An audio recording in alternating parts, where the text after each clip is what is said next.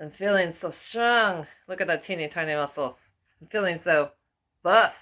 Have you ever heard that word buff before? Well, buff means that you're like kind of built. You're muscly. You go to the gym. You work out. You do your push-ups at home. You're buff. You got muscles. Well, these words are the words, and I'm actually impressed about how many words there are that have in them. So let's do them together. Okay, eyes up, ready, go. Buff, buff. And we only said the F one time. When you see a double letter, you're only going to hear it sound one time. You're not going to hear buff. That'd be so silly. So let's do it together. Buff, buff. Let's work out and become buff.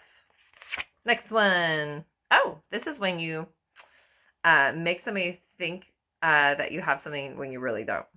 Bluff, bluff. It's like you trick somebody. Next one. Cuff, cuff. You might see a cuff on a man's sleeve. They have like this cuff around it, and then you kind of button it. That's a cuff. Next, duff, duff. I'm sitting on my duff. I mean, sitting on my bottom.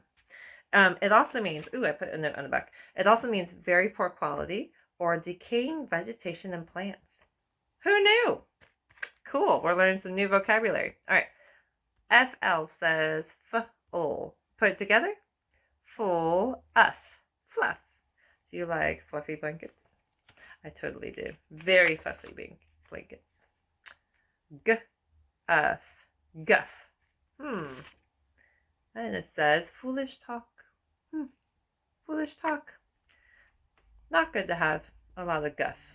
Foolish talk. We want to be wise talkers, don't we? Talking about things worthwhile. I like that. Huff. Huff. Oh man, if I get mad at something, be like, I can't believe I burned the biscuits again. Make a huff, right? And yes, I've totally burned the biscuits before. So make a huff with me. Ready? It's like an angry sigh. And then you move on and have a good rest of your day. Let's do this. Muff. Muff. This is a tube of fur to keep your hands warm in winter. So it's like made out of fur or like fake fur. You put your hands in there.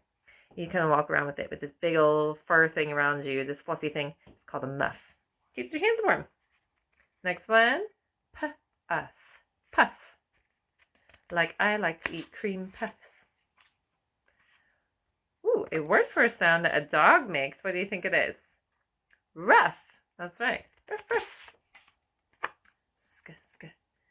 Scuff. Scuff. Ever get some new shoes and you rub them against something when you're walking? It makes a scuff, like a little mark on them. And last but not least, this is what you might have a lot of in your room, and you might have to clean it up. You might have a lot of stuff. Do you have a lot of stuff? Or are you like me trying to get rid of stuff so that you can have a really clean house?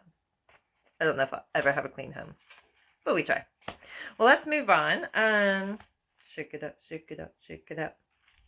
Show me your muscles, because you're so buff. All right. I'm glad you guys can be silly with me. I love reading. It is so exciting to read. And I mean, you can read all your favorite books from the library. It's awesome. So let's practice these word patterns because they help you when you're reading new words.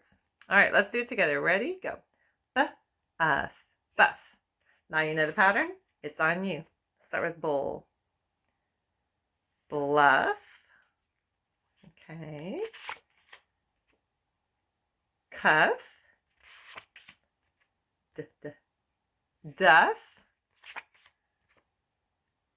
Fluff. Guff. Remember, that's like foolish talk. We don't want to be guffers. We want to be wise talkers. Next one. Huff. Make a huff for me. Good huff. Muff. That's what keeps your hands warm in the winter. Puff. Like the chimney sent out a puff of smoke. Or I love cream puffs. Tasty dessert. Next one. Ruff. Scuff. And last but not least, stuff. All right, question of the day. What do you do when you have too much stuff? Do you keep it? Do you sell it? Do you give it away? Think about it. Never hurts to give somebody something. If you have too many of something, you could ask your parents and say, hey, I've got too many toys. Can I donate some? Give some to friends? They might let you. Who knows? Or maybe you'll have a garage sale and sell all your stuff. Well, good job today. Keep up your great work. I'm really proud of you. And remember, great readers don't happen by accident. They don't happen by magic. There's no magic wand going, bing, you're a great reader. It's by practice.